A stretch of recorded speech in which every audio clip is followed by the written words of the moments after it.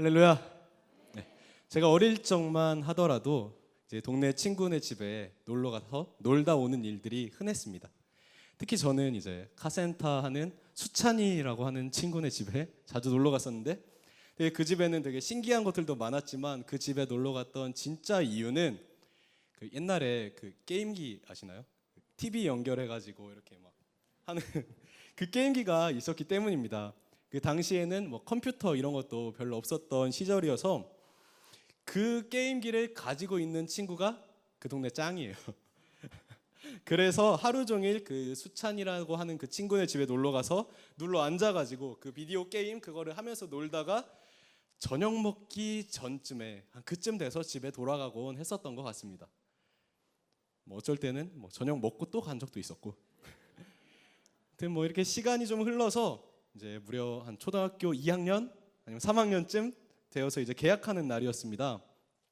학교를 마치고 이제 집에 돌아왔는데 믿기지 않는 광경이 제 눈앞에 펼쳐져 있는 것이었습니다. 수찬이네 집에 있었던 그 게임기가 세상에 저희 집에 딱 하고 나오고 있는 거였습니다. 부모님의 깜짝 선물이었습니다. 와. 네, 저는 뭐 이렇게 부모님한테 뭐 게임기 갖고 싶다 뭐 이런 거를 졸랐던 적이 아마도 없었던 걸로 기억하거든요. 근데 그 게임기를 가졌을 때 진짜 그 세상을 다 가진 기분이었어요. 얼마나 좋아했었는지 모릅니다. 와, 신난다 막 이러면서 그 후로 게임에 푹 빠져서 초등학교 시절을 보냈습니다. 뭐 지금 생각해 보니까 그 게임기 사주신 게 그 남의 집 좀 적당히 놀러 가라 하고 사주신 게 아닌가 생각이 드는데, 이 선물을 이렇게 제가 받았을 때 참 기분이 좋았는데, 성도님들도 선물이라고 했을 때 생각나는 일들이 있으십니까? 그 일을 떠올릴 때 어떤 기분이 드시나요? 선물은 받는 사람을 행복하게 해줍니다. 하지만 더 행복한 사람은 누굽니까? 네, 선물을 주는 사람입니다. 그런 의미에서 선물을 받는 사람들이 할 일은 그저 그 받은 선물을 좋아해주고 기뻐하는 티를 막 내주면서 호들갑 떨어주는 것입니다. 그 모습을 보고 싶어서 선물을 줄 때도 전혀 예상치 못할 깜짝 선물을 해주기도 하는 것 같습니다.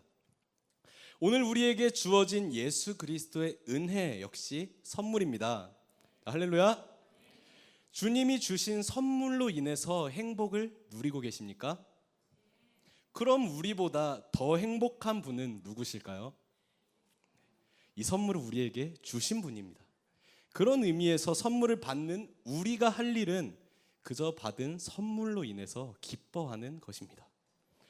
오늘 짧은 말씀 한 절이 바로 이러한 은혜라고 하는 선물을 담고 있습니다. 성도님들은 오늘 말씀을 보실 때 어떤 마음이 드십니까? 다시 한번 마태복음 5장 3절 말씀을 함께 읽어보도록 하겠습니다. 심령이 가난한 자는 복이 있나니 천국이 그들의 것임이요. 아멘. 저는 이 말씀을 볼 때 이런 식으로 이해가 되었습니다. 심령이 가난한 자가 천국에 들어간다라는 것입니다. 이걸 뒤집어서 생각하면요, 천국에 들어가려면 어떻게 해야 됩니까? 심령이 가난해야 하는구나 라고 생각하게 되었습니다. 이렇게 해석하면요, 천국은 더 이상 선물이 아니라 보상이 되는 것입니다.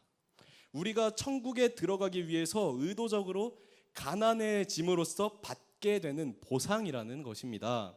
오늘 말씀을 그런 의미로 받아들이라는 게 과연 주님의 마음일까요? 자, 이 시간 말씀을 함께 나눌 때 천국은 과연 보상일까 선물일까? 또 이것을 받는 심령이 가난한 자라는 말은 대체 어떤 의미일까? 그리고 우리가 결국 그 은혜를 선물로 받게 되는 자로서 어떻게 반응할 것인가? 이런 것들을 우리가 생각하며 주님 앞에 나아가는 이 시간이 되기를 바랍니다. 자, 오늘 말씀은 마태복음 5장부터 7장까지 기록되어 있는 산상수훈이라고 하는 예수님의 가르침 중에서 맨 처음에 나오게 되는 팔복이라는 말씀입니다. 왜 산상수훈이라고 했습니까?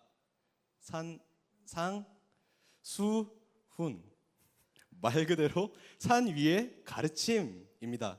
마태복음 5장 1절에서 산상수훈은 이렇게 시작합니다. 함께 읽겠습니다. 예수께서 무리를 보시고 산에 올라가 앉으시니 제자들이 나아온지라. 아멘. 여기서 산은 중요한 의미를 갖습니다. 산이라는 단어가 그냥 산이 아니라요, 영어로는 the mountain, 이게 원어로도 볼 때도 정관사가 붙어서 바로 그 산이 되는 것입니다. 마태복음은 유대인을 대상으로 기록됐는데 유대인들에게 너네 그 산이 어디야? 라고 물어보면 어디를 떠올릴 것 같으십니까? 맞습니다. 유대인들에게 가장 중요한 의미를 갖는 단 하나의 유일한 산은 바로 시내산일 것입니다. 시내산은 이스라엘이 출애굽하였을 때 하나님이 모세에게 율법을 수여하신 곳입니다. 이스라엘 백성들은 그 산에서 받은 하나님의 율법을 철저히 지키며 살아갔습니다. 시내산을 떠오르게 하는 바로 그 산에서 예수님은 새로운 율법을 선포하고 계시는 것입니다. 이것이 바로 산상수훈의 의미이고, 그럼 그 말씀은 누구에게 전하고 있습니까? 아까 1절에서 예수께서 무리를 보시고 산에 올라가 앉으셨다라고 하고 있습니다. 무리라고 하는데 이 무리가 누군지는 바로 앞절 4장 25절에 나와 있습니다. 다시 한번 읽어보도록 하겠습니다. 갈릴리와 데가볼리와 예루살렘과 유대와 요단강 건너편에서 수많은 무리가 따르니라. 이 무리가 그 무리입니다. 이 무리는 갈릴리와 데가볼리는 10개의 도시를 말합니다. 그리고 예루살렘과 유대 지역과 요단강 건너편에서 모여들었습니다. 사실상 이스라엘 온 백성들을 의미하는 것입니다. 그리고 최종적으로는 예수님께 새 율법을 받게 될 새 이스라엘, 예수님의 천국의 백성, 전체 그리스도인 공동체를 의미하고 있습니다. 즉, 이 말씀이 당시에 그 사람들에게만 전해진 것이 아니라 우리 모두에게 해당된다는 것입니다. 아멘. 산상수훈에서 주어진 주님의 새로운 법은 그리스도인 중에서 특별한 사람에게만 주어지는 것이 아니라 모든 교회에게 주어지는 법으로서 이해해야 합니다. 오늘 말씀은 그 중에서도 첫 번째 가르침, 팔복 중에 그 첫 번째 선포인 것입니다. 아니, 그렇다면 이 말씀은 거의 대한민국 헌법 1조 1항과 거의 비등한 무게를 가지게 될 텐데, 대한민국 헌법 1조 1항은 이것입니다. 대한민국은 민주공화국이다. 민주국가라는 선포, 묵직하죠? 국가를 이루는 중심 사상이 들어가 있습니다. 그럼 10계명은 어떨까요? 10계명은 이렇게 시작합니다. 출애굽기 20장 2절 말씀입니다. 나는 너를 애굽 땅 종되었던 집에서 인도하여 낸 내 하나님 여호와니라. 아멘. 하나님에 대한 선포로 이스라엘 나라를 이루는 하나님의 중심 사상이 여기에 담겨 있다라는 것을 우리는 생각해 볼 수 있는 것입니다. 그리고 오늘 예수님의 산상수훈 그 첫 번째 선포, 그것은 바로 심령이 가난한 자는 복되다라는 것입니다. 애매한 표현인 것 같은데 예수님의 법에서 중요하게 여기고 있는 게, 중요하게 생각하는 누군가가 있다는 것을 우리는 생각해 볼 수 있습니다. 바로 심령이 가난한 자입니다. 예수님에게 있어서 이 사람들과 관련된 일이 바로 핵심적이라는 의미로 우리는 생각해 볼 수 있겠습니다. 근데 이 말씀을 보면 이런 생각이 드는 것이죠. 자, 심령이 가난한 자가 복되다. 그러면 심령이 가난하다는 건 대체 무슨 말일까 이렇게 고민하면서 막 주머니에 손을 막 넣어보다가 우리 주머니도 실제로 넉넉하지 않다라는 것을 막 느끼면서 뭔가 번쩍 스치며 지나갑니다. 막 단번에 이해가 되면서 소름이 쫙 돋는데 이건 주님이 진짜 깨닫게 하신 거다. 심령이 가난하다는 건 뭔가 이렇게 부족한 심정, 이런 의미인가? 라고 생각할 수가 있겠죠. 그러면 심령이 가난하다는 말은 어떤 결핍된 감정 아니면 갈급한 마음과 같은 의미로 우리가 이해할 수 있고요. 또 그런 마음을 우리가 가질 때 천국에 들어갈 수 있다고 본문을 이해하게 될 수 있을 것 같습니다. 또 생각이 드는 것은 심령이 가난한 사람이 복되다는데 그럼 나는 내 심령은 가난한가? 이런 생각들이 막 들기 시작하는 것입니다. 뭔가 이런 생각들 점점 산으로 가는 게 느껴지시나요? 심령이 가난할 수 있다면 또 그 반대로 심령이 부요할 수도 있을 것 같고요. 날 때부터 심령이 가난한 사람은 그럼 요즘 말로 흙수저라고 불러도 되는 걸까요? 아니면 심령이 부요한 사람이 천국에 가려면 어떻게 해야 되는 걸까요? 심령이 가난해지면 되는 걸까요? 가난해지려면 마음의 상처를 많이 받으면 되는 걸까요?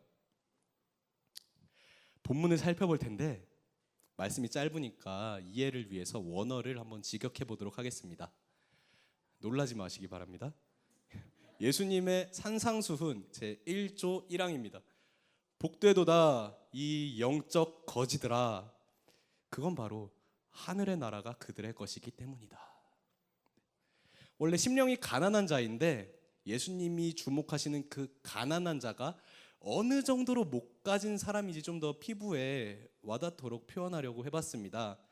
왜냐하면 이 시대에 가난하다라는 말은 왠지 먹고 살기는 좀 어렵지만 그래도 왠지 집에서 살 것 같고 어느 정도는 회생 가능성이 있는 그런 뉘앙스가 느껴지기 때문에 거지가 좀 더 이 시대적으로 맞는 표현인 것은 가난은 좀 객관적이어서 주관적이어서 나도 가난할 수 있고 누가 볼 때 또 내가 가난하지 않을 수도 있고 그러는데 현실적으로 거지라는 이미지는 누가 보더라도 더 비참하고 더 소생이 어려워 보이는 것입니다.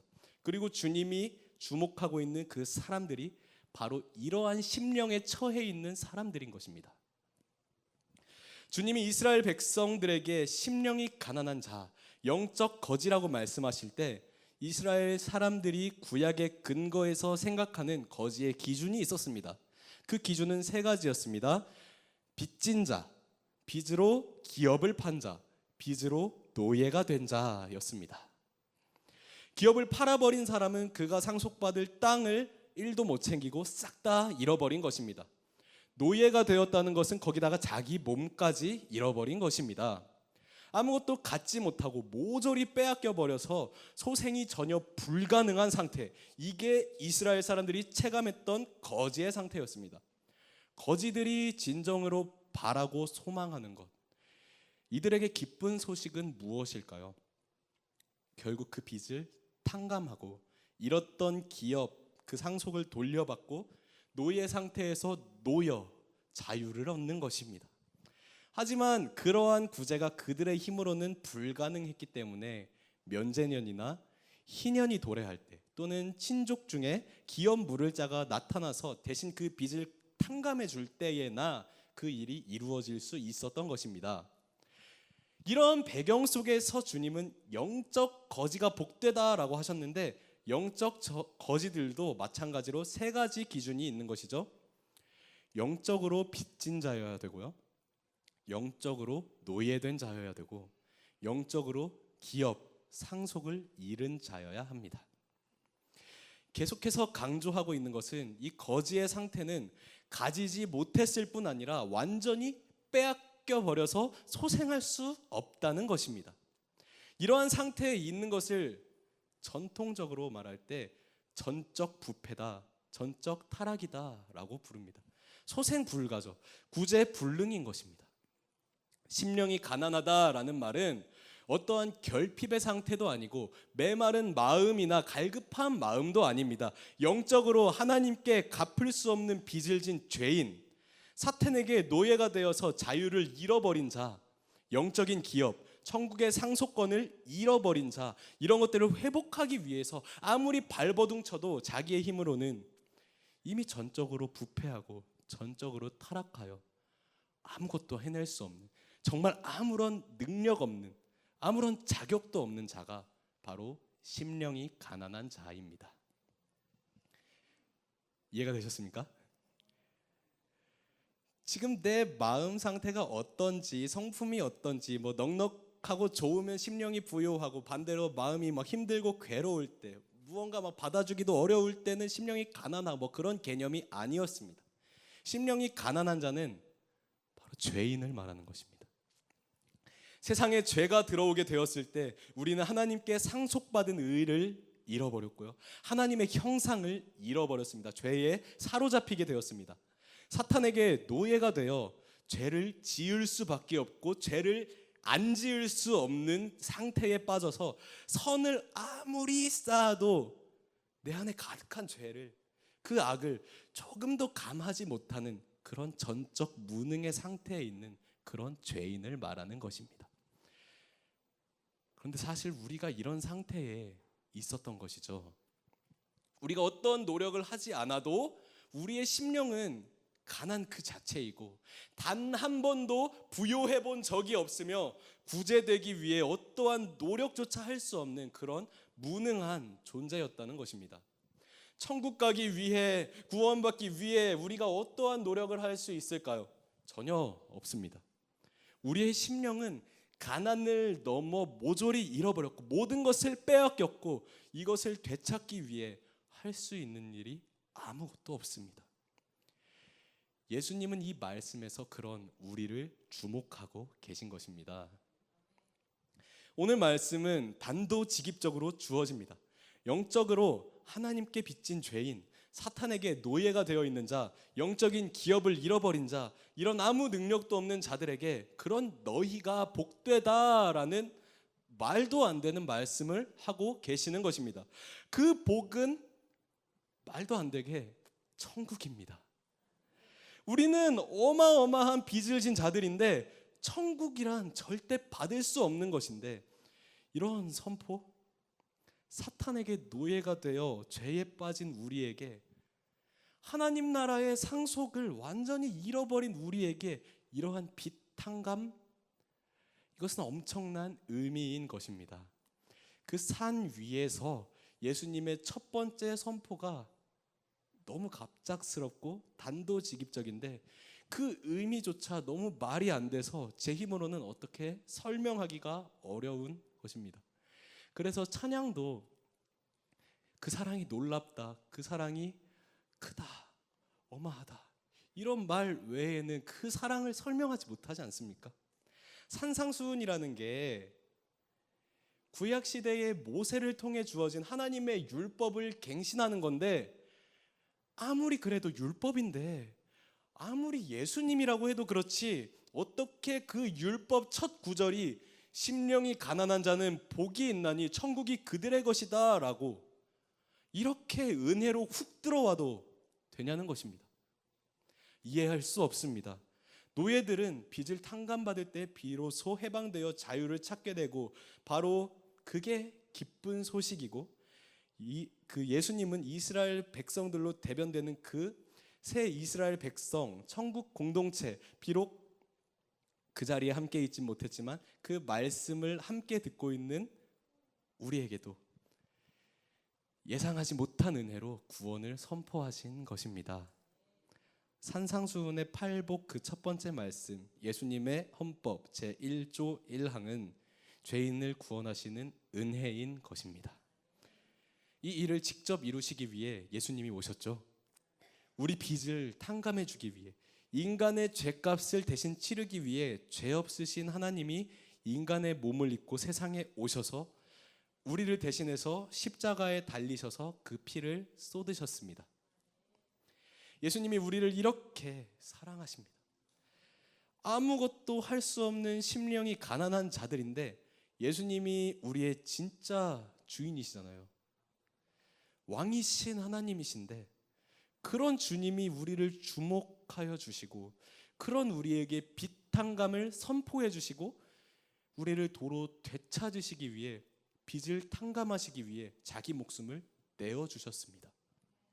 그 은혜가 우리에게 선물로 주어진 것입니다. 저 대학 시절에 한 교수님이 이러한 십자가의 은혜와 그런 능력에 대해서 한 가지 이야기를 해주셨는데 그냥 예화로 한번 들어봐 주시면 감사하겠습니다. 이 세상이 마치게 되면 하나님이 세상에 오시죠. 우리가 한 사람 한 사람이 이렇게 하나님 앞에 서게 될 때 그때 이제 심판을 받게 되는 것입니다. 하나님이 판단하실 때 의인은 몸에서 막 하얗게 빛이 난다고 하고 죄인은 그냥 검정색인 거예요.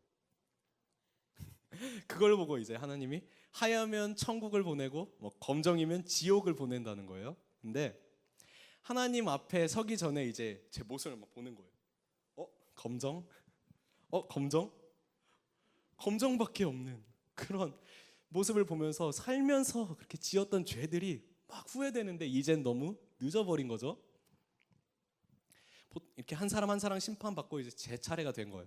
그리스도의 보혈은 이런 것입니다. 내가 볼 때는 온통 검정이어서 정죄당해야 되는데 하나님이 보실 때 내 모습은 온통 그리스도의 피로 덮여서 붉은색으로만 보이는 것입니다. 무엇입니까? 나는 구원받기 위해 할 수 있는 것이 아무것도 없는 새까만 죄인이지만 내가 볼 때 나는 여전히 검정이지만 예수님이 그런 우리를 위해 피를 쏟아서 우리를 덮어주셨고 하나님은 그 피밖에 보실 수가 없어서 의롭다 하실 수밖에 없고 우리는 여전히 죄인이지만 예수님의 보혈로 인해 의롭다함을 얻게 되었다는 것입니다. 이렇게 자격 없는 우리인데 어떠한 은혜입니까? 하지만 우리가 이 말씀을 읽었을 때 심령이 가난해지려는 그런 마음이 들 때가 있었습니다. 왜일까요? 천국 가려면 심령이 가난해야 된다고 말하니까 여기에다 온갖 의미를 붙여가지고 마음이 막 상하고 막 애통하고 절제하면서 마음의 수고를 해왔습니다. 하지만 우리의 어떠함으로도 천국을 보상으로 받을 순 없습니다.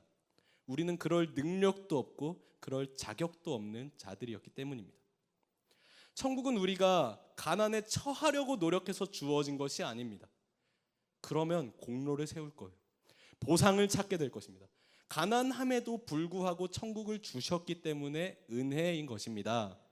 은혜는 노력에 대한 보상이 아니라 선물로 주어진 것입니다. 할렐루야.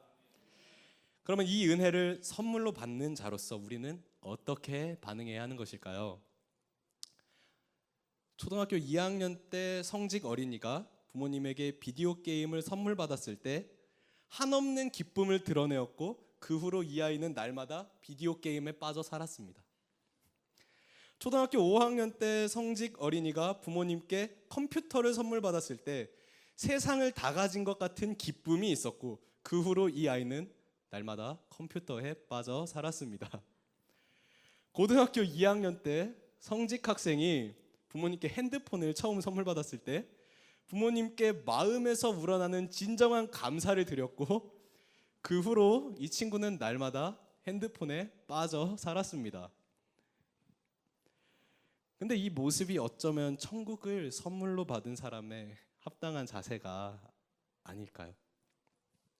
주님께의 은혜를 받은 것을 기뻐하면서 날마다 그 은혜를 누리면서 살아가는 것입니다. 왜냐하면 우리가 이전엔 비록 심령이 가난한 자로서 우리 빚을 탕감할 아무런 능력이 없었지만 주님의 그 은혜로 인해서 우리는 그 세상 그 누구보다도 부요한 사람들이 되었기 때문입니다.